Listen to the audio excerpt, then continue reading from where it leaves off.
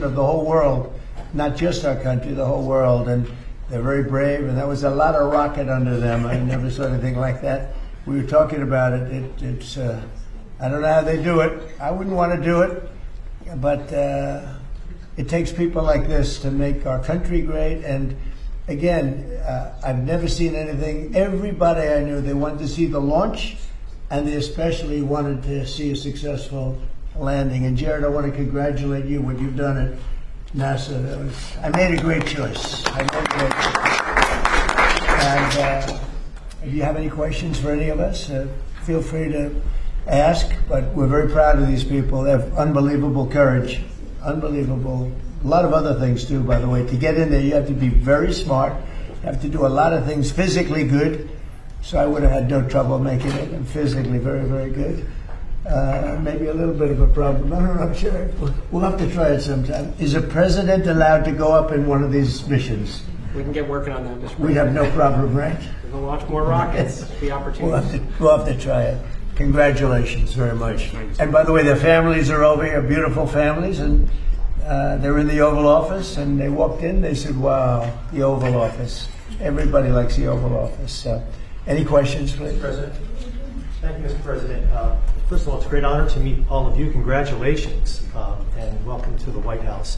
I have had the privilege of interviewing Gene Cernan, the last man to walk on the moon. Oh, good. Is that what you would like to do? And Mr. President, do you think that will happen during your second term? Well, we have a shot at it. I mean, we don't like to say definitely, because then you say, oh, we failed. Because I think we could say we're ahead of schedule. So we have a good shot. We've authorized it.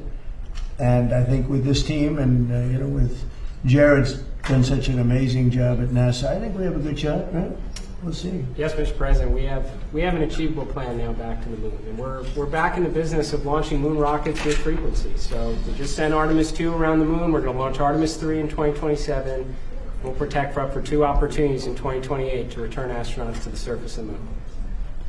I like space. I started Space Force, as you very well know. It's been very, very important. And they tried to kill it. And actually, the military would not let the Biden administration kill it. They wanted to kill it. And it's going to turn out to be one of our most important things. I think it'll turn out to be one of the most important things they did. But we got involved with NASA bringing it back. And I was saying when I first looked at some of your facilities, they had grass growing on the runways right in between the cracks of the asphalt. And but not anymore. It's really strong. And what they do, one of the things they do that's so important is for our military offense and defense. And a lot of people say, well, is it worth it? It's really worth it, because what's happened militarily, you see what we're doing militarily, a lot of that comes from space. So it's been pretty great. Good question. Yeah. Thank you, Mr. President. I have 2 questions for you. First, on the topic of space, do you have an update on the UFO files and when we're going to be seeing those? Well, I think we're going to be releasing as much as we can in the near future. For some reason, and I guess it's just a reason that's been in the minds of people for a long time, and that is they want to find out about the UFOs and anything having to do with UFO or related material. And we're going to be releasing a lot of things that we have. And I think some of it's going to be very interesting to people. I've interviewed people, my first term primarily, but I interviewed some pilots, very solid people, and they said they saw things that you wouldn't believe. So you're going to be reading about it, yes. Sir, you spoke to Vladimir Putin not too long ago. Did you talk to him about today? Did you talk to him about the progress in the space area, and what else did you talk about? I didn't talk about space. No, I talked about Ukraine, and I talked a little bit about Iran. I talked about a few different subjects, mostly about Ukraine, and we had a very good conversation. I think we're going to come up with a solution relatively quickly, I hope. What does he want? I think he'd like to see a solution, I can tell you, and that's good. What involvement does he want to have in the Iran situation? He told me he'd like to be involved with the enrichment if he can help us get it. I said I'd much rather have you be involved with ending the war with Ukraine. To me, that would be more important, because we're going to have that. Look, we're not going to let Iran have a nuclear weapon, and we've knocked out their Navy, we've knocked out their Air Force, we've knocked out their anti-aircraft, everything, apparatus, everything they have, their radar, they have very little left, and they have some missiles, a small percentage. Is Supreme Court ruling on the Voting Rights Act. Do you want Republican states in the South to look at redrawing congressional districts before I the don't really have midterms? to tell me, when did the ruling come out? I've been with the astronauts, I've been with contractors because we're trying to get the ballroom built Yeah. ahead of schedule. It's right on schedule. It's ahead of schedule now. I want to keep it that The ruling way. came out today. And I was also with commissioning some people, but one of David Warrington's son. I don't know, you know David. Everybody knows David. He's got this incredible son. So he was just sworn in. So we had other things. Tell me about the what happened. Well, some think that the ruling can create more Republican-held congressional seats in the South. That's good. Yeah, so would you That's want the them kind of to? ruling I like. Would you want them to When pursue did that that? happen? Well, the Supreme Court ruled on it this morning. Really? Is that right? Tell me about the ruling. Well, I have a This question. is Mr. CNN President. fake news. On your call with President Putin today, do you think the war in Iran ends first or the war in Ukraine? Well, we talked more about the war in Ukraine, but he would like to be of help. I said, before you help me, I want to end your war. So we had a good talk. I've known him a long time. I think he was ready to make a deal a while ago. I think some people made it difficult for him to make a deal, but we talked more about Ukraine. But which war do you think ends first? That's an interesting question. Coming from you, that's very interesting. Which war would end first? I don't know. Maybe they're on a similar timetable. I think Ukraine, militarily, they're defeated. Okay, you wouldn't know that by reading the fake news, but militarily, look, their Navy. So they had 159 ships. Every ship is right now underwater. Typically, that's pretty good. What do you think, Jared? I mean, it's going to be hard for them to make a naval comeback. Okay, now they have an Air Force. Every one of their planes has been shot down or has been decimated. They have missiles, about 82% are gone, and they have drones, and most of them are gone. Most of the factories are mostly gone, and we have tremendous anti-drone equipment now, between lasers and that new, very special machine gun that knocks them out of the air like flies. And we use bullets instead of $1 million, missiles to knock out a $30,000 drone. So I would say Jared would tell me that with everything you just heard, typically we're in pretty good shape. And in addition, their economy is crashing. Their, as you know, their money, they call it their money, they don't have a name for it. Their money is valueless. They've got inflation that nobody's ever seen before. Other than that, I think they're doing quite well. If you read the New York Times, you'd say they're doing wonderfully because it's fake news. Or if you watch CNN, I mean, you cover it all the time. You think they're doing well. Do you think they're doing well where they have no Navy, no Air Force, no anti-aircraft apparatus, other than what they may have put there? They may have brought in some light stuff during the ceasefire, and we know exactly where it is, so it'll be knocked out within the first 15 minutes. Your Thank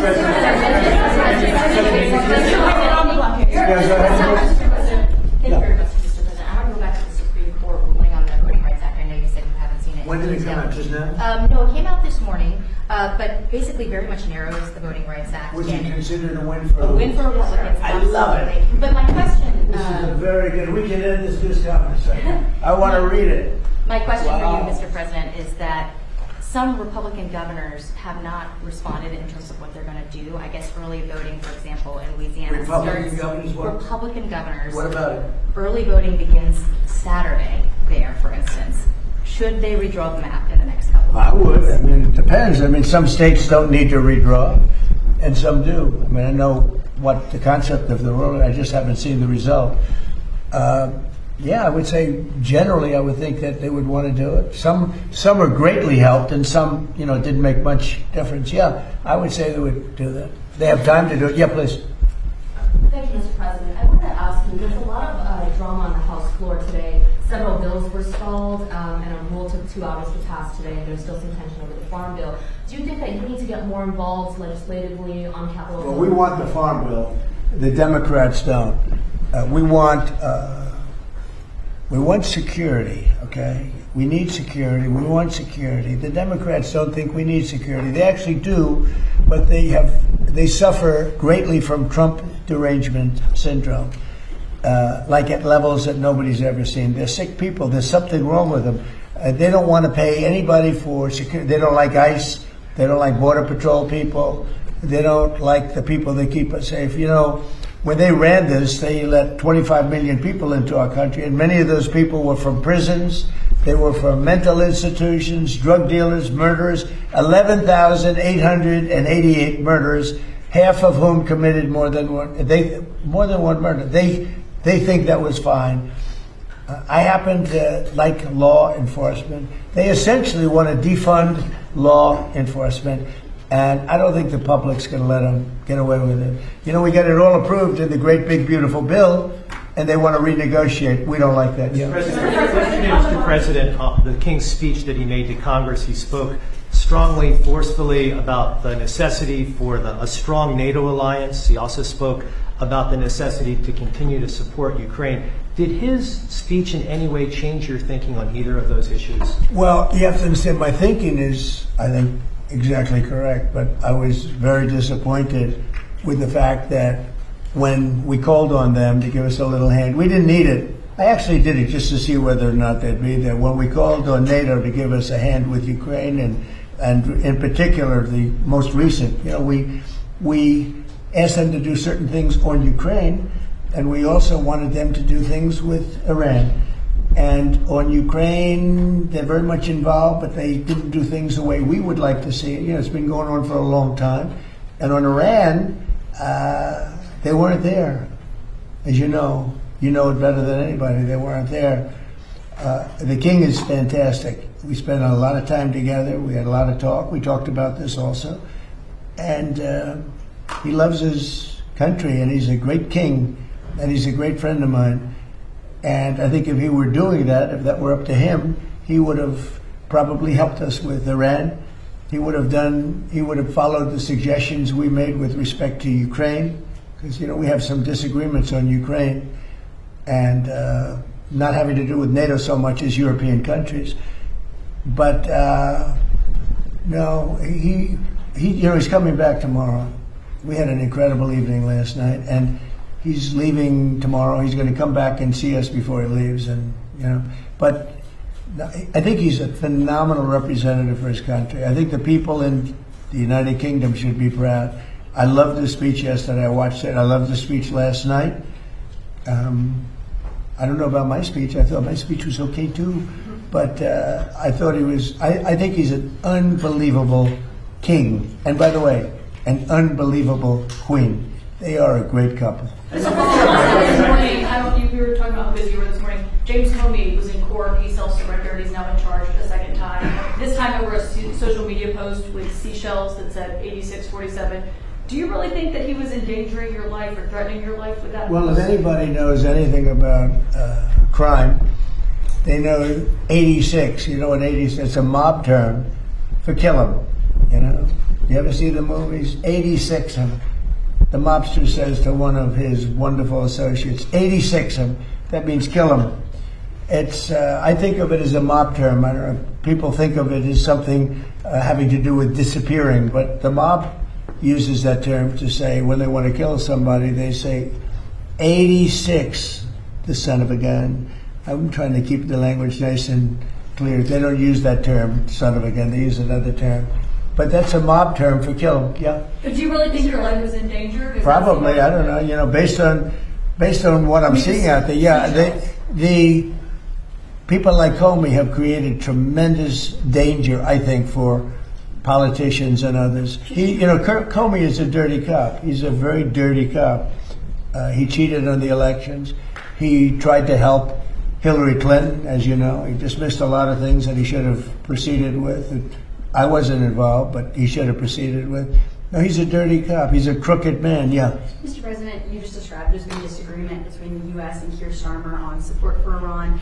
Did your visit with the king smooth that over or create any more? My visit with the king really was it was extraordinary. I mean, he's an extraordinary man. He's an extraordinary person. And, yeah, it helps from the standpoint that you know, when you like the king of a country so much, it probably helps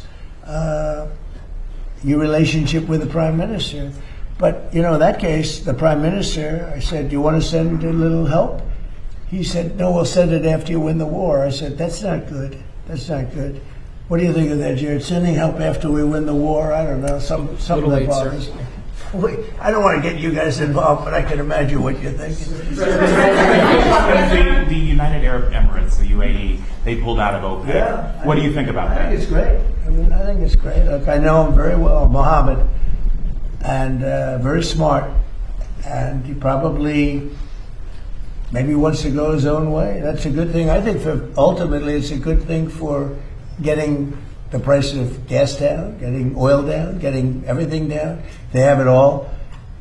He's a great leader, actually. So no, I'm okay. They're having some problems in OPEC. Kevin Warsh passed a hurdle today. The Senate Banking Committee confirmed his nomination and will go to the Senate floor. That's good. We He'll need be on the somebody. Fed in mid-May. Is it your expectation that he can persuade the other Fed governors to lower interest rates? Well, we'll Because see. have I mean, done they so should, recently. because it's a good time to lower them. We're the most prime country anywhere in the world. We're right now having investments made in our country at a level that nobody's ever seen. No other country's ever seen it. Tens of billions of dollars are being invested. Factories, auto plants, AI. I mean, not just AI, because AI is new. We're leading China by a lot in AI, as you know. I'm letting them build their own electric plants. They're building them, otherwise you could never do it. It was a concept that I came up with. I'm very proud of it. And by the way, they're building electric plants that people in the utility industry have never seen before. They're saying, man, that's incredible. So they're building these massive buildings that cost billions of dollars, and they're building their own electric plants. So they're not taking from a source or the old grid, you know, an old grid that wouldn't be able to do it. No, we're leading with everything. But in the history of our beautiful world, there's never been a country that has so much money being invested in it as us. And tremendous number of auto plants, by the way. The auto plants are coming out of Canada, Mexico, Japan, South Korea, Germany. They're all coming to the United States. And the reason is I have a very smart tariff policy. You know, we were taken advantage of for years. We were being ripped off by other countries for years. And those days are over. Yeah, please. Mr. President, before we go on, how long are you prepared to maintain the blockade? Could that go several more months? Well, the blockade is genius, okay? The blockade has been 100% foolproof. It shows how good our Navy is, I can tell you that. Nobody's going to play games. We have the greatest military in the world, and I built much of it during my first term, and we've been building it since. And the greatest anywhere in the world, nobody even close. And you see that, whether it's Venezuela, and they have a good military in Venezuela, but it was over in one day. It was actually over in about 48 minutes. Iran, the same thing. I mean, militarily, we've wiped them out. They have no military left. It's all the Navy's at the bottom of the sea. The Air Force is never going to fly again. We've got an amazing military. Now they have to cry uncle. That's all they have to do. Just say, we give up. We give up.